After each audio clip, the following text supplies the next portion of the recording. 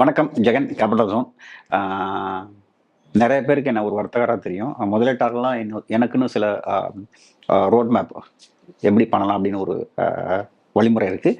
அந்த வழிமுறை தான் நான் உங்களுக்கு சொல்ல போகிறேன். ஏன் பண்ணுறேன், எதுக்கு பண்ணுறேன், இன்வெஸ்ட்மெண்ட்டை பொறுத்த வரைக்கும் என்னுடைய பயணம் எப்படி இருந்தது, எப்படி இருக்க போகுது, நான் என்ன மாதிரி திட்டம் வகுத்திருக்கேன் அப்படிங்கிறத நான் சொல்கிறேன். பெரும்பாலான எளிய மக்களுக்கு இது ஒரு பிரயோஜனமாக இருக்கும், உபயோகமாக இருக்கும் அப்படின்னு நான் நம்புகிறேன். சரிங்களா, வாங்க உள்ள போய் பார்க்கலாம். ரைட். இன்வெஸ்ட்மெண்ட்டுக்கும் ட்ரேடிங்கும் என்ன வித்தியாசம் அப்படின்னு பார்த்தீங்கன்னா, நிறைய பேர் சண்டை போடுவாங்க. இன்வெஸ்ட்மெண்ட் ட்ரேடிங்கா, இன்வெஸ்ட்மெண்ட் தான் பெஸ்ட்டுன்னு பேசுகிறாள் நிறைய பேர் இருப்பாங்க, ட்ரேடிங் தான் பெஸ்ட்னு பேசுகிறாள் நிறையா இருப்பாங்க. என்ன பொறுத்த வரைக்கும் கம்பேரே பண்ணக்கூடாது. ஏன் கம்பேர் பண்ணக்கூடாதுன்னா, நம்ம ரெண்டுமே பண்ணலாமே. இன்வெஸ்ட்மெண்ட் பண்ணலாம், இன்வெஸ்ட்மெண்ட்டை அப்படியே பிளட்ஜ் பண்ணி நீங்கள் கோலட்டரலாக பயன்படுத்தி ட்ரேடிங்கும் பண்ணிக்கலாம். ஸோ அதில் வர ரிட்டர்ன் வச்சுக்கலாம், இதில் வர ரிட்டர்ன் வச்சுக்கலாம். ட்ரேடிங் வரலைன்னா இன்வெஸ்ட்மெண்ட் மட்டும் பண்ணிக்கலாம்.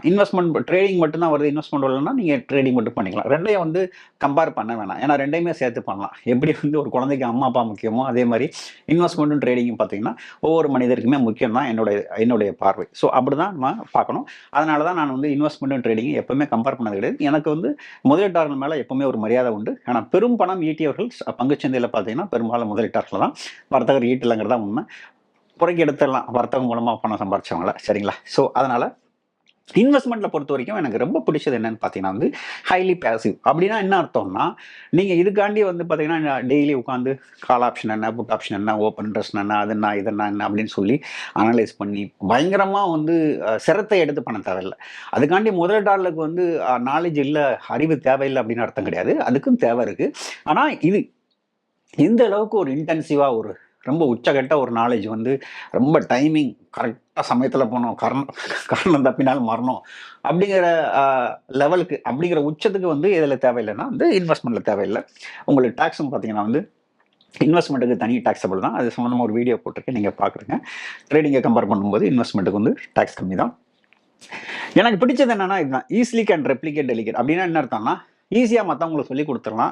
ஈஸியாக அவங்க குழந்தைகளுக்கு எல்லாத்துக்கும் இது இப்படி பண்ணுங்கன்னு சொல்லிடலாம். ட்ரேடிங் பண்ண முடியாதுன்னா பண்ணலாம். ஆனால் ட்ரேடிங் பொறுத்த வரைக்கும் உங்களுக்கு நல்லா தெரியும், 100ல் ஒருத்தருக்கு தான் அமையும், எல்லாருக்கும் அது அமையாது. ட்ரேடிங் இப்போ நான் பண்ணுற எக்ஸ்பைரி ட்ரேடிங்கும் என் குழந்தைக்கு சொல்லி தர முடியாது. ஏன்னா அதுக்குன்னு என்ன பண்ணோம்னா ஒரு கேலிபர், ஒரு ஸ்கில் செட் வேணும் இல்லையா, ஒரு குணாதிசயம் வேணும்.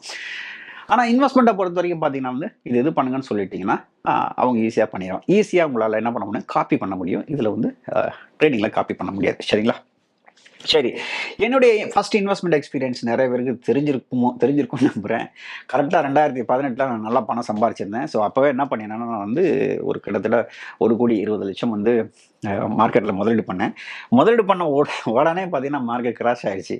ட்ரேடிங் வரும்போது எனக்கு எப்படி மார்க்கெட் வரப்பிரசாதமாக இருந்ததோ அதுக்கு அப்படியே நேர் எதிராக இன்வெஸ்ட்மெண்ட்டில் இருந்தது. முதலீடு வரும்போது பார்த்தீங்கன்னா நான் இன்வெஸ்ட் பண்ணுறேன், டகன்னு மார்க்கெட் குறையும் போது நான் பிக் பாய் கவர்ட் கால்னு ஒரு ஸ்ட்ராட்டஜி, இது 4 வருடங்களில் உங்களுடைய பணத்தை எப்படி ரெட்டிப்பாக இருந்து ஒரு காணொலி போட்டிருக்கேன், டிஸ்கிரிப்ஷனை பாருங்கள், தெரியும். அதெல்லாம் பண்ணிகிட்டு இருந்தேன். அதில் இன்னமும் கொஞ்சம் உங்களுக்கு தான் தெரியும்ல, மார்க்கெட் கிராஷ் ஆகும்போது கவர்ட் கால் பண்ணிங்கன்னா ஏதோ ஒரு ஆறுதல் பரிசு மாதிரி கொஞ்சம் தான் கிடைக்கும். ஸோ அதுதான் கிடைச்சது. சரிங்களா. அப்புறம் என்ன பண்ணேன்னா, ஒரு எலைட் ப்ளஸ்னு ஒரு ஸ்ட்ராட்டஜி யூஸ் பண்ணி மார்க்கெட் கிராஷ் ஆகும்போது அதுலேருந்து கொஞ்சம் காசு சம்பாரிச்சேன். ஏன்னா நான் 1,20,00,000 வச்சுக்கிறேன். அங்கேருந்து மார்க்கெட் 50% 60% விழும்போது என்னோட கோலட்டரல் வேல்யூ வேறு இறங்கிரும் இல்லையா. அதுக்காக மார்க்கெட்டில் எலைட் ப்ளஸ் அடித்து, எலைட் ப்ளஸ்னு ஒரு ஸ்ட்ராட்டஜி வச்சு நான் மார்க்கெட்டை ஷார்ட் பண்ணி கொஞ்சம் சம்பாரித்தேன். அப்புறம் பார்த்தீங்கன்னா 50% என்னால் தாங்க முடியல, கோலட்டரல் இறங்கிக்கிட்டே இருக்குது. 50% எக்ஸிட் பண்ணேன்.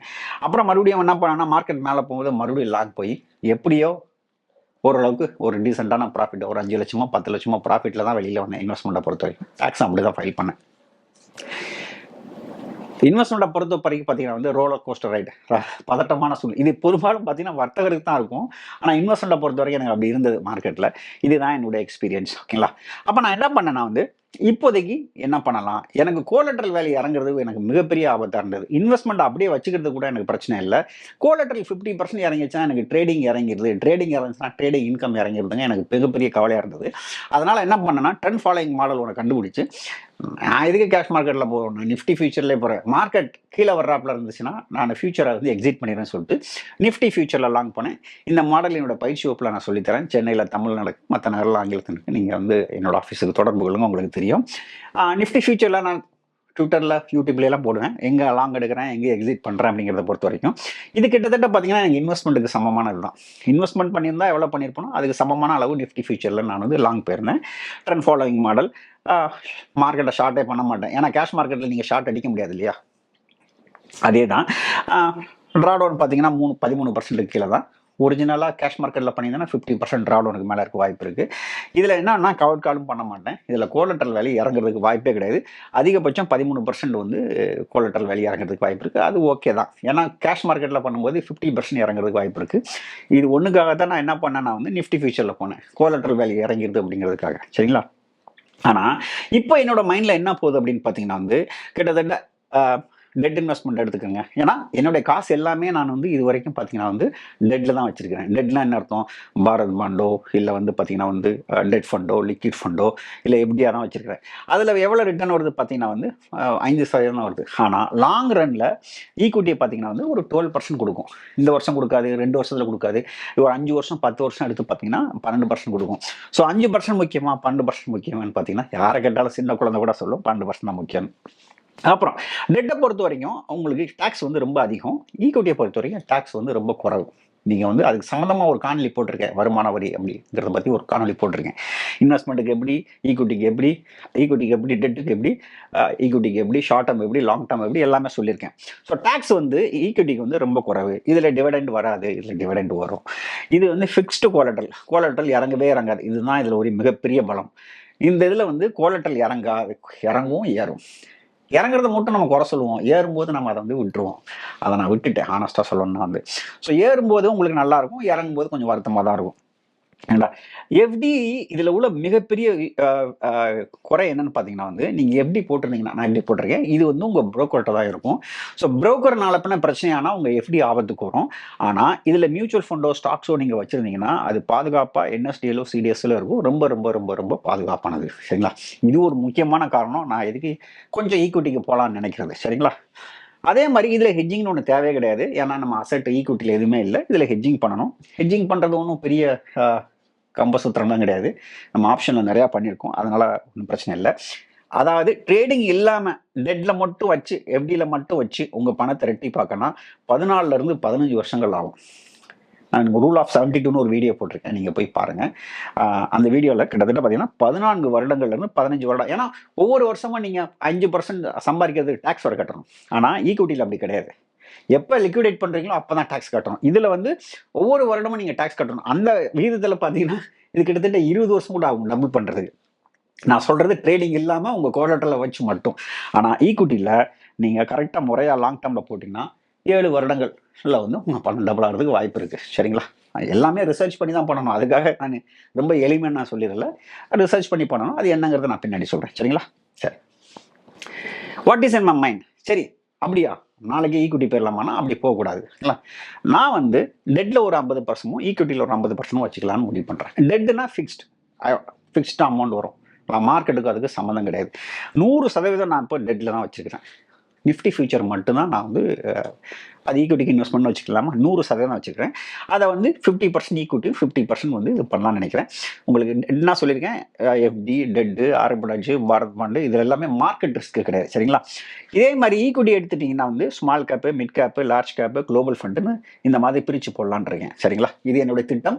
இது கிட்டத்தட்ட நான் 1 மாத காலம் எடுத்துக்க போனேன். எடுத்துட்டு இதுதான் திட்டம், இப்படி தான் போடலான்னு முடிவு எடுத்துக்கிறேன்.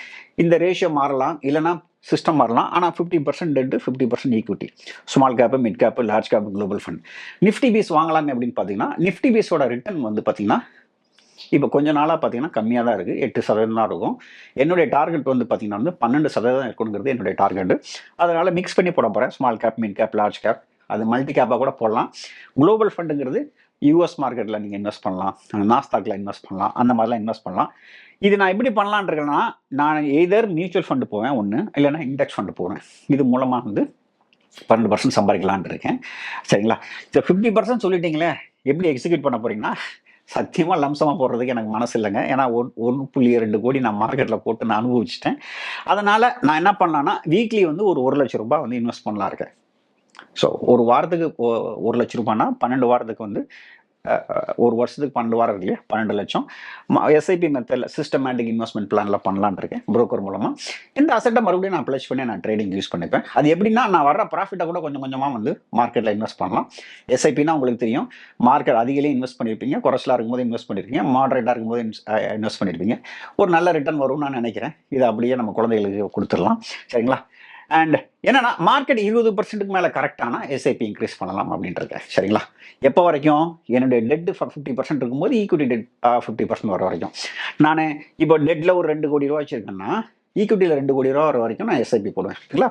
அதுக்கப்புறம் ரெண்டையும் சமமாக இருக்கிற மாதிரி பார்த்துக்குவேன். நான் மொத்தத்துலையும் டெட்டில் போகிறதுக்கே விருப்பம் இல்லை, மொத்தத்தில் ஈக்விட்டியில் போகிறதும் விருப்பம் இல்லை, மொத்தமாக லம்சமாக வந்து ஈக்விட்டியில் போகிறதும் விருப்பம் இல்லை. இப்போ தான் எஸ்ஐபி ஸ்டார்ட் பண்ண போகிறேன். சொல்ல போனால் இன்வெஸ்ட்மெண்ட்டை பொறுத்த வரைக்கும் இன்னும் நான் பிகினர் தான். ட்ரேடிங்கை பொறுத்த வரைக்கும் ஓரளவுக்கு அனுபவம் இருக்குது. சரிங்களா? இதில் என்னென்னா, இப்போ நம்ம மார்க்கெட்டை இன்வெஸ்ட் பண்ணிட்டேன்னா நம்ம என்ன பண்ணி ஆகணும்? ஹெட்ஜிங் பண்ணி ஆகணும். அந்த ஹெட்ஜிங் எப்படி பண்ண போகிறேன் அப்படிங்கிறத நான் இன்னும் யோசனை பண்ணலை. எப்படி பண்ணணும், ஏது பண்ணணுங்கிறது யோசனை பண்ணணும். எலைட் ப்ளஸ் பயன்படுத்தலாமா, கவர்ட் கால் பயன்படுத்தலாமா? கவர்ட் கால் பயன்படுத்தினேன். எலைட் ப்ளஸ்ங்கிற ஒரு ஸ்ட்ராட்டஜி நான் யூடியூப்பில் போட்டிருக்கேன். கவர்ட் கால் சம்மந்தமாக நிறைய காணொலி போட்டிருக்கேன், போய் பாருங்கள். சரிங்களா? அது பயன்படுத்தலாம். ஈக்விட்டியில் முதலீடு பண்ணிட்டோம்னா, இப்போதைக்கு ஈக்விட்டியில் முதலீடு பண்ணல. சரிங்களா? சரி, எப்போ பண்ண போகிறேன்னா, நான் சொன்ன மாதிரி கிட்டத்தட்ட பார்த்தீங்கன்னா வந்து ஜான் 2023 பண்ணியிருக்கேன். அது ஏங்க ஜான் 2000 நல்ல நேரம் நான் அப்படிலாம் ஒன்றும் கிடையாது. ஒரு மாத காலம் டைம் எடுத்துக்கிறேன். நிறைய இன்வெஸ்டர்ஸ்ட்டு பேசணும். இது எப்படி பண்ணுறது, முறையாக பண்ணுறது, எப்படி ஹெட்ஜிங் பண்ணணும், எங்கே ஹெட்ஜிங் பண்ணணும், கவர்ட் கால் எதுக்கு பண்ணணும், நிஃப்டியில் பண்ணுறதா, லாங் டர்ம் ஆப்ஷனில் பண்ணுறதா, இந்த மாதிரி வந்து பார்த்தீங்கன்னா வந்து கோலட்ரல் டேமேஜ் வரும்போது அதை எப்படி தடுக்கிறது, மியூச்சுவல் ஃபண்டில் பண்ணுறது நல்லதா, இதில் பண்ணுறதா. ஏன் எனக்கு மியூச்சுவல் ஃபண்ட் ரொம்ப பிடிச்சிருக்குன்னா, மியூச்சுவல் ஃபண்ட் இண்டெக்ஸ் ஏன் பிடிச்சிருக்குன்னா, ஏன்னா அதை 10% தான் ஹேர் கட். நீங்கள் தனிப்பட்ட முறையில் ஸ்மால் கேப்லேயோ மிட் கேப்லேயோ இன்வெஸ்ட் பண்ணிங்கன்னா 40%லேருந்து 80% ஹேர் கட் கூட இருக்குது. ஸ்மால் கேப்லாம் போனீங்கன்னா உங்களுக்கு 100% கோலட்ரல், அதாவது உங்களுக்கு கோலட்ரலே தர மாட்டாங்க. அதனால் வந்து ஸ்மால் கேப்பை மிட் கேப்பை பொறுத்த வரைக்கும் மியூச்சுவல் ஃபண்டு போகிறது நல்லது. லார்ஜ் கேப்பை பொறுத்த வரைக்கும் ETF போகிறது நல்லது. ETFஓ மியூச்சுவல் ஃபண்டோ எதனாலும் போனீங்கன்னா உங்களுக்கு ஹேர் கட் குறைவாக இருக்கும். இல்லை, நீங்கள் தனிப்பட்ட முறையில் ஸ்டாக்ல இன்வெஸ்ட் பண்ணீங்கன்னா என்ன பிரச்சனைனா, நீங்கள் சேர்ன் பண்ணும்போது பார்த்தீங்கன்னா டேக்ஸ் எல்லாம் அப்ளிகபிள். அதே இது மியூச்சுவல் ஃபண்ட் வந்து டேர்ன் பண்ணும்போது பார்த்துட்டு அவங்க சேர்ன் பண்ணாங்க, அவங்களே உள்ளே வாங்கி விற்றாங்கன்னா உங்களுக்கு அந்த டேக்ஸ் பிரச்சனை வராது. ஸோ அதனால் என்ன பண்ணலாம், நான் வந்து ஒரு மாதம் தரவாக ஸ்டடி பண்ணிவிட்டு நான் வந்து 2023 இந்த இன்வெஸ்ட்மெண்ட் ஸ்டார்ட் பண்ணலான்னு இருக்கேன். மார்க்கெட் ஆல் டைம் ஹையில் இருக்குது, அதனால் ஆல் டைம் ஹை கிட்ட இருக்குது. அதனால் வந்து லம்சமாக போடுறதுக்கு விருப்பம் இல்லை. அதே நேரத்தில் கிட்ட 8 வருடங்கள் பார்த்தீங்கன்னா வந்து என் கோலட்ரல் குறைஞ்சிடக்கூடாதுங்கிற ஒரே ஒரு பயத்தினாலேயே வந்து இது நாள் வரைக்கும் நான் முதலீடு பண்ணவே இல்லை. பட் இப்போ பண்ணலான் இருக்கேன். இப்போ ஏன்னா ட்ரேடிங்கை தவிர எனக்கு சில காசு வந்து பார்த்தீங்கன்னா வந்து டெட் இன்வெஸ்ட்மெண்ட்டில் இருக்குது. அதை வச்சுக்கிறதுக்கு பதிலாக கொஞ்சம் ஈக்விட்டி வச்சுக்கலாமே, லாங் ரன்லாம் நல்லா தானே இருக்கும் அப்படிங்கிறத யோசனை பண்ணுறேன். ஸோ அதனால் இன்வெஸ்ட்மெண்ட் பண்ணலான் இருக்கேன். சரிங்களா? ஸோ இந்த எப்படிங்க இவ்வளோ காசு உங்களுக்கு வருது அப்படின்னு பார்த்தீங்கன்னா, இது ட்ரேடிங் மூலமாக தான் வருது. ட்ரேடிங்கில் நம்ம வாரம் மாதம் சம்பாதிக்கணும்.